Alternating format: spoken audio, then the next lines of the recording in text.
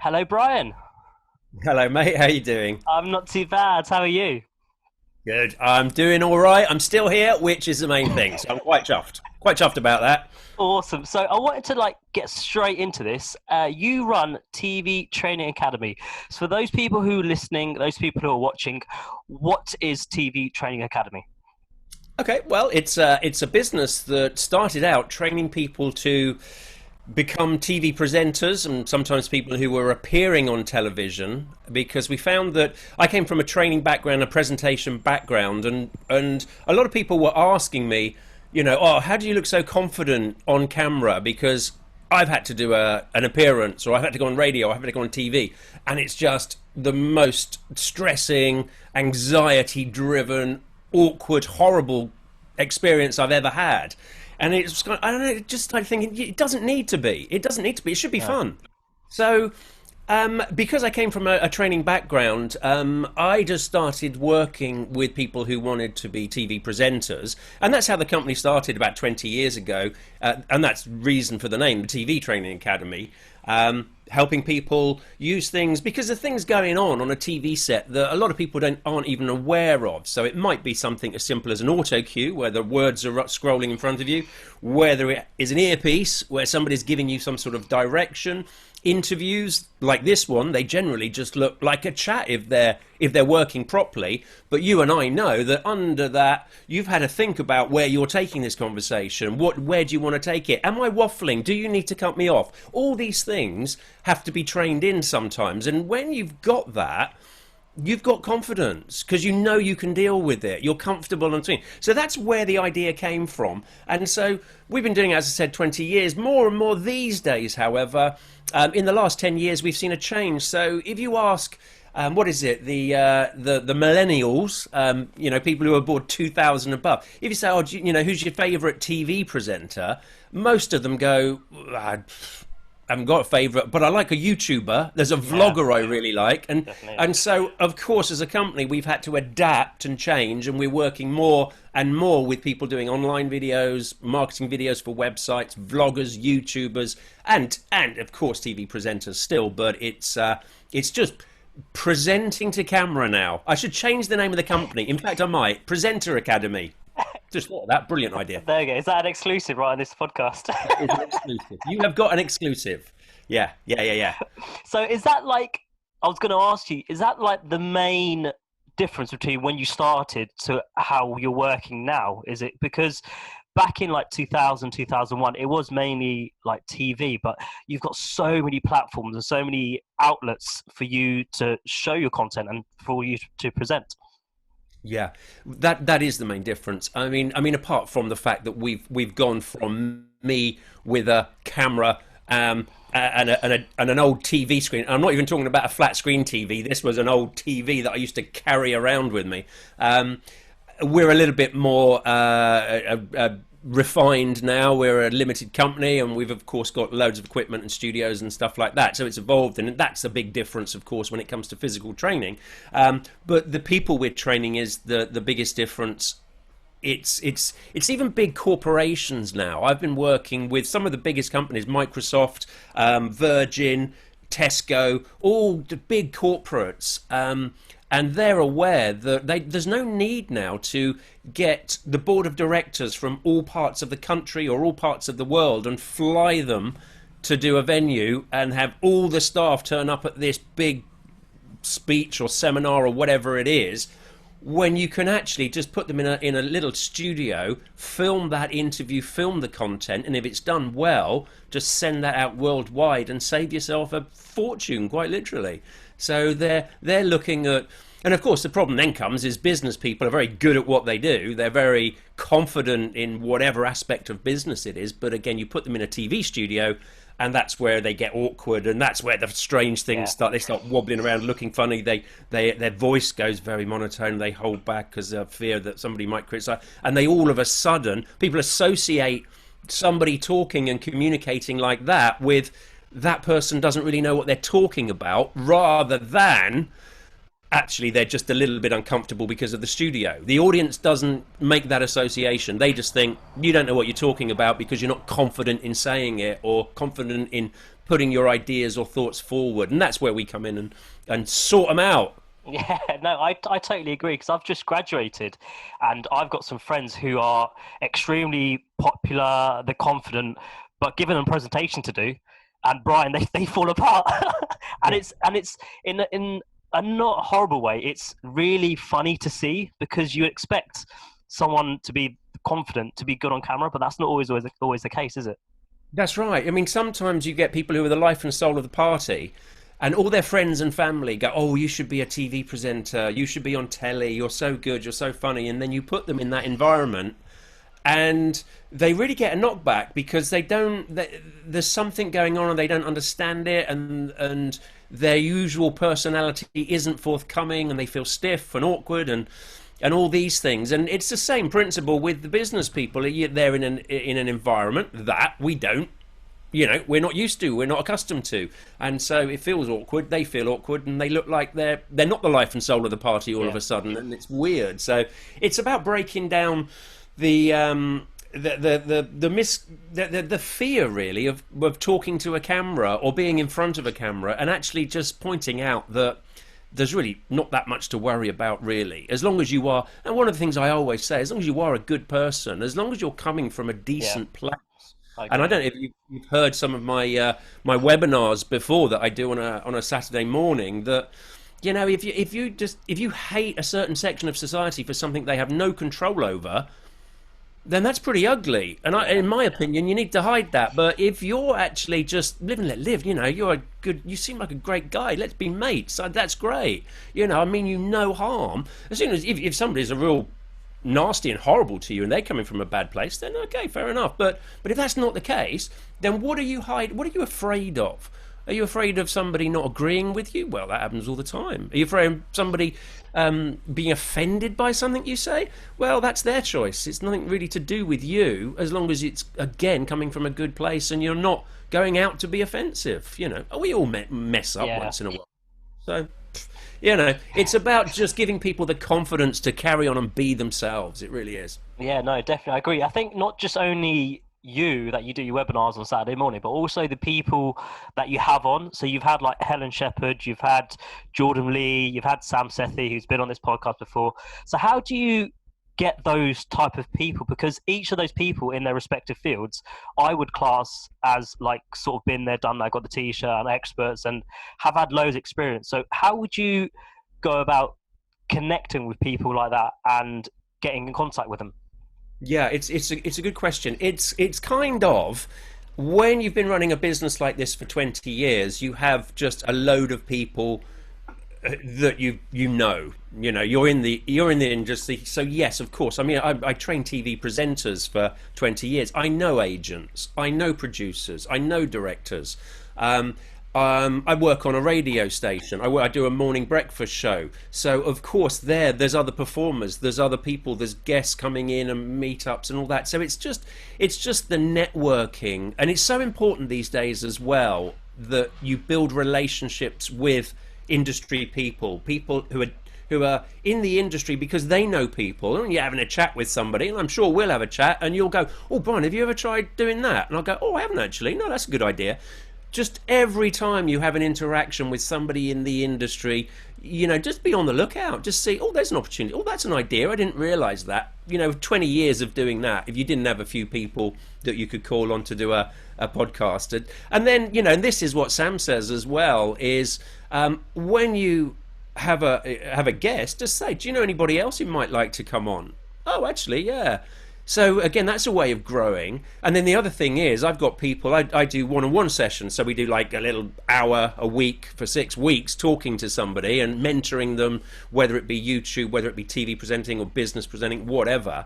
And one of the guys who wanted to start a YouTube channel, I just said, just start. Just ask people. Ask people.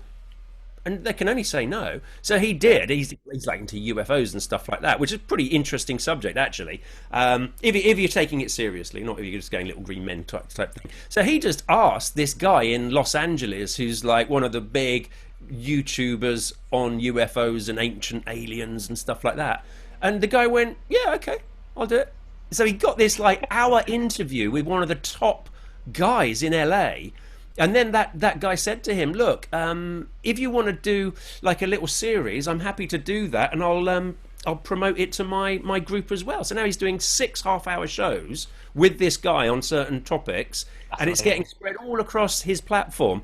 And that's just from simply asking. Yeah, that happened with like you and Sam personally for me, because I remember us being in a Zoom chat, and I'm not gonna lie, Brian, I was so nervous and so scared, but I thought, do you know what? I'm just going to do it anyway. And then Sam said yes, and then hey, we are, and here I'm like talking.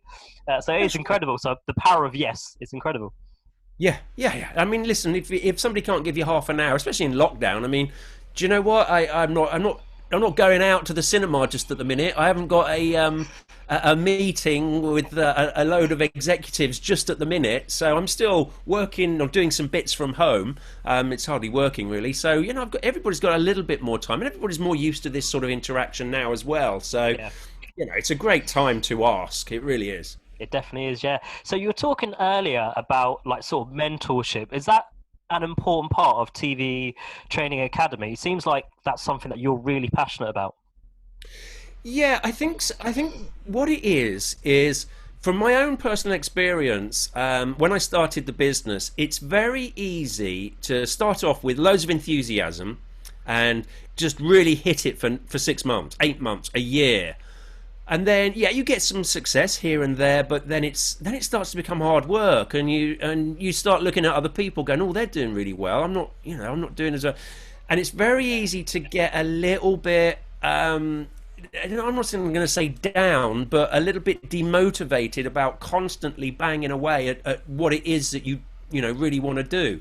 And so with the business, I mean, 10 years ago, I had a friend who had a big business in Henley-on-Thames, and he sort of took me under his wing and went, okay, you got to be doing this. So he sort of, just as a mate, started just pushing me in different directions and getting me to do stuff. And it was like, oh wow, okay, just a bit of different thinking sometimes. There's a lovely analogy that, if you're on this road and you're just keep doing the same thing and you're plodding away, then all it takes is you to do something slightly different, just tiny difference, and then those routes go off on a different parallel. In 10 years' time, the difference of where you are is massive.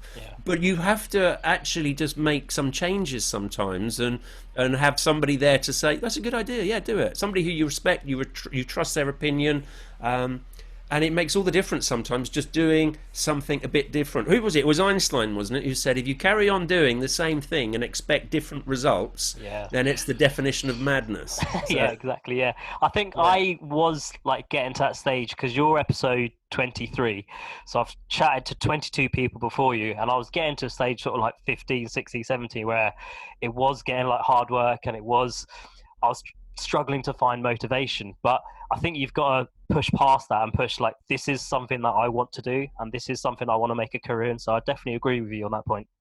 Yeah, no, I think so. And it's so easy, especially when it's just you. When you start getting a bit of a team around you and there's other people who are to talk to and bang ideas off, then that's a bit different. But when it is just you on your own, some in your bedroom or whatever, I started my business on my own in my bedroom, in a flat in Caterham somewhere. Yeah, so it can get tricky.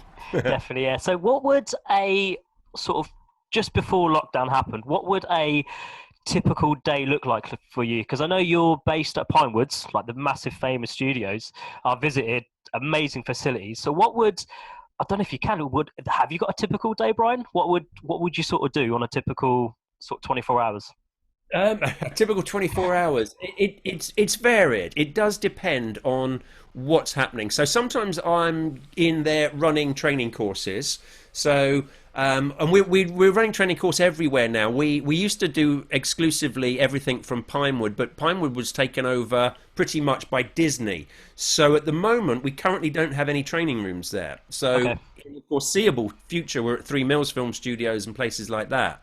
But my typical day does depend on If we've got training courses going, which we have probably 50% of the time, I'm probably involved in 50% of them. So that's a week of my month will be training on the workshops. And then after that, I'll be doing videos. I'll be doing corporate events or corporate training. So I'll go to a company, and it could be anywhere. So literally the week of lockdown on the 23rd, I think it was. So the last course ended on the 17th of March. On the 18th of March, I was doing a Zoom, how to communicate effectively on Zoom training session with a business in Marlow. And then the last thing I did was went to a meeting in the city of solicitors in the city of London, who were looking for. So yeah, that was just a meeting to talk about training and everything, and that's of course now been put on hold. But so it just depends. It's meetings, it's training corporates, it's training our workshops, and then sometimes, you know, putting together videos ourselves for. We're putting a big online platform together, so we're going to be offering a lot more online stuff now in the near future, where. And it will be called the Presenter Academy, I'm sure. And it will be all online. So you can get online courses for TV presenting, for business presenting, for whatever you want, as well as a mentoring, as well as one-to-ones with our experts. And there'll be a members area too. So yeah, keep your eyes open. No, that's amazing. It seems to like every time I'm on your social media, it seems like you're living on Zoom, Brian. You're always doing something. You should buy shares of them. That way. It feels that way. It really does. Yes, I should actually. Yeah, I bet the shares have really gone up, haven't they? I was saying that the other day. Yeah, if you bought like shares just for like a month for lockdown, you'll be winning right now. Don't understand it. There's a lot of shares really going up. We get sidetracked, don't we? Yeah, that's right, there's a lot of shares really going. Tesla at the moment has doubled in the last sort of couple of months. It's crazy. I know. Because it went down when Elon Musk smoked pot on Joe Rogan's show. Because he would. Why would you not? You're a billionaire. You would do that. But yeah, it's like you said. It seems to like rocket it up by now. It's crazy. Yeah, it really is. And there's loads of other like biotech companies that are on the edge, apparently, of a coronavirus vaccine, who are all sort of just gently ready to go mad as well. So yes. I should be writing this down, right? Yeah, you should be. Yeah. No, don't write down anything I'd say. You'll lose your money. Exactly. So you are like an expert on being a great communicator and presenter. So have you got any like tips or tricks that you could pass on to someone who is looking to get into the industry? Do you have like sort of things that you routinely and ritually do? Do you mean as a performer, what to do to make the cameras work for you in the presentation skills, or to actually get into the industry, what should you be doing, sending letters, emails and stuff like that? As like a presenter, because listening to you don't use many filler words, so you don't use like or I've noticed that when I'm listening to you, when I'm hearing you. So has that been trained out of you? Have you coached out yourself? Was there like a process you went through?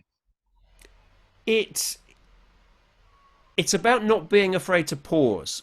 When you have confidence, and you're not having any desperate need to fill time, or desperately trying to say the right thing, or desperately worried about getting it wrong.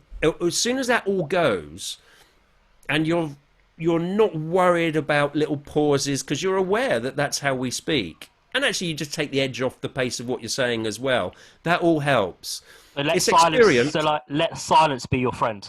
Is sort of. Yeah.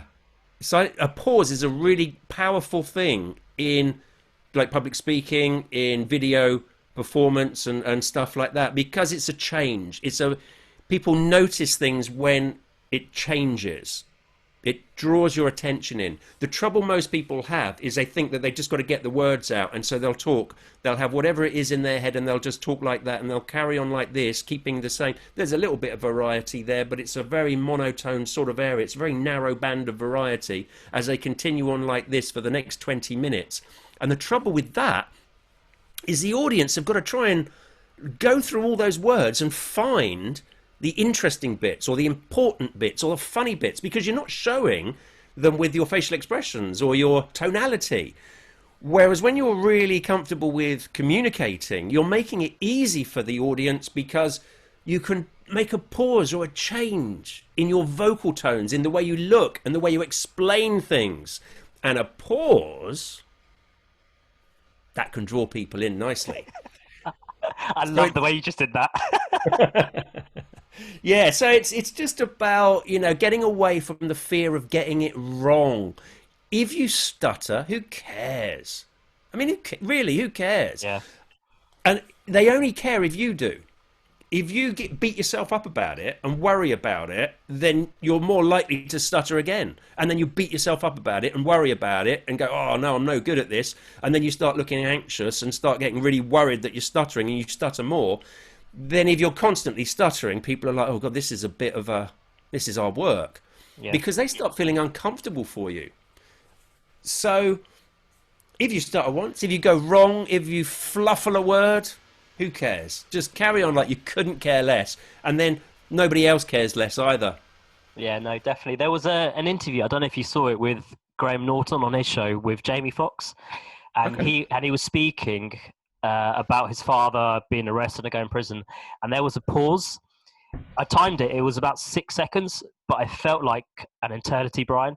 And I think any other presenter would have butted in and would have said something, but Graham Norton just sat back, let him have that pause, and then Jamie Foxx started speaking again. And that pause was more powerful than the whole of everything that he said. It was amazing. Like, it was incredible TV to watch. Yeah, no, I haven't seen it, but I might do. But Graham Norton, of course, one of the greats, really. Yeah, Just huge, just yeah. again that confidence and understanding that how that pause is actually working, and there's no desperate need to try and fill that gap. He's comfortable with it. It's kind of like, and understands that this has impact. Yeah, It's massively. different. Yeah, definitely. So you talked about what's happened the last 10, 20 years, but where do you expect the TV industry to be in 10 years? Because it's changed so much in the last 10, 15 years. So where do you expect it to be? Do you think it'll be more online or more focused online? Yeah, I think so. I think everything eventually is going to go online, isn't it? Yeah. Um, it's We'll still have, the big shows like this morning. I think live news, sports shows, stuff like that. But whether they'll still be broadcasting on like an aerial or a digital aerial service or a dish or something like that, I don't know. It might just all end up coming through the broadband and stuff. Yeah. And effectively everything will be an online platform, really. So ITV, well, they've already got them, haven't they? The ITV player, the BBC as well, BBC player and stuff like that. It might just go more and more towards that. I think it will be probably 20, 30 years until we see it disappear altogether, possibly. Okay. Unless, of course, they do something that is just going to change the playing field. Unless they have a great idea of how to keep that concept going, because they're up against people who are using the internet, and broadcasting is an expensive business. You've got to send digital signals through the airwaves, either up to satellites, back down. I remember I was on a channel once, they had a mobile satellite van to throw this signal up to a satellite. Wow. And then spread it across the UK. And it cost something like, I don't know, it was like £10,000 a day just to have this van sat outside this studio. And I mean, that was a really expensive way of doing it, because they were just still setting up the landlines and stuff like that. But actually having to set up landlines to physically plug in a studio, it's just an expensive business. So why do that when you can just send it down the telephone line? Yeah, that is a good point. So we always end with 3 questions about the past, present, and future. Right. So we're going to start off with a question about the past. So what advice, or what would you say to a 15-year-old Brian Naylor? So what would you say to him? I would say stop playing the Atari game. Back then, little Yeah, it was a joystick. stick. with one red button, Space Invaders. Yeah. Stop it, throw it out the window, stop wasting time. And actually, there are so many opportunities out there. Just start getting really, really good at what you want to do. Start practicing doing, if it's acting, just do it. Don't try and get paid for it, just do it. Yeah. Act. Or if it's presenting, just make content, present. Find something that you are so passionate about that you'll do it even if you're not getting paid for it. And then you'll get so good at doing that that sooner or later somebody will start paying you handsomely for doing it. But do you know what? There's always exceptions. I know you get these people, these e-gamers now, and you know that's 1 in a million, isn't it? So chuck out the Xbox, stop looking at Facebook or whatever it is these days, Instagram, TikTok. Spending hours a day on these things is such a waste of time. Yeah. Just find your passion and do it, and then sooner or later somebody will pay you for it. That's good advice. So moving on to the present. So you've got a dinner party, you've got yourself going, and you've got 3 other people.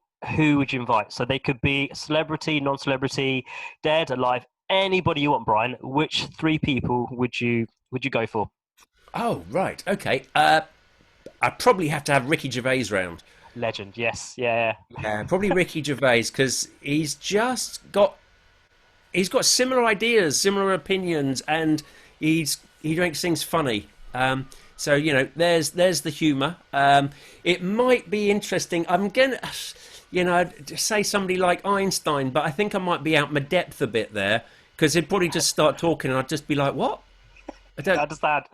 Don't get it." So maybe Brian Cox, because I'm into sort of you know, quantum physics and space and all that sort of stuff. So I think he's probably going to make that more accessible for me. So maybe Brian Cox. Okay. You know, the that guy. Yeah. And who else? Just There was talking on Brian Cox. There was a program the other day about Pluto.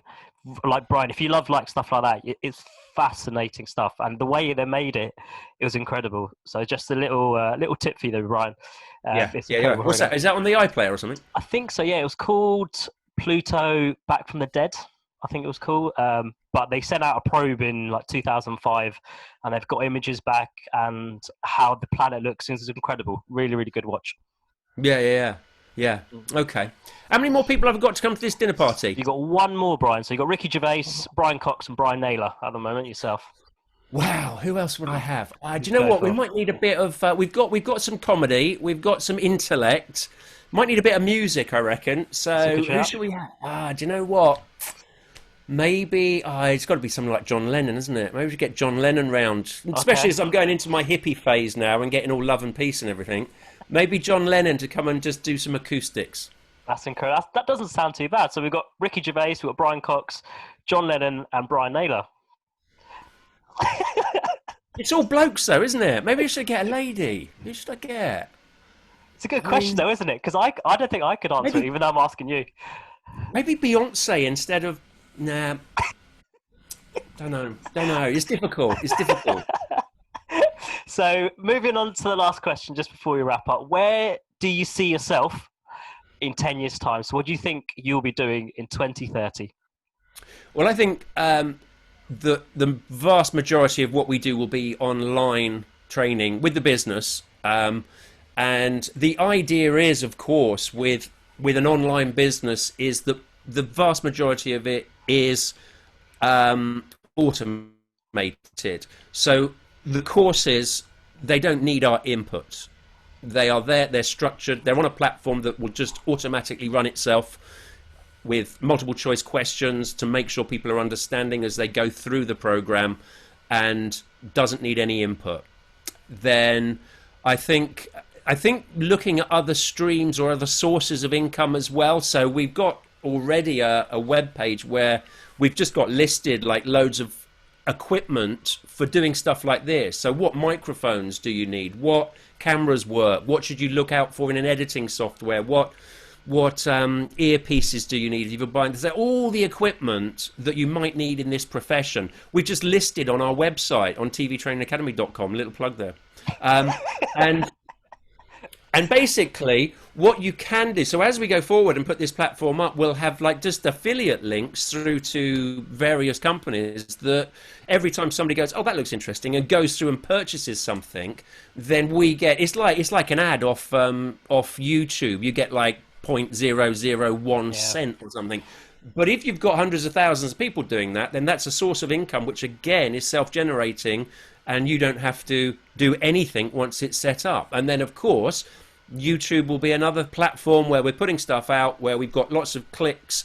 And again, well, I mean, we already, I'd say we make, it's something ridiculous like $20 a month.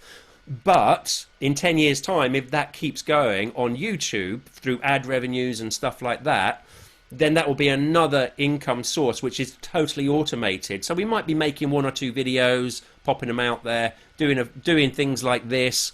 And I'll be spending most of my time on a yacht in the Mediterranean with a pina colada and being massaged.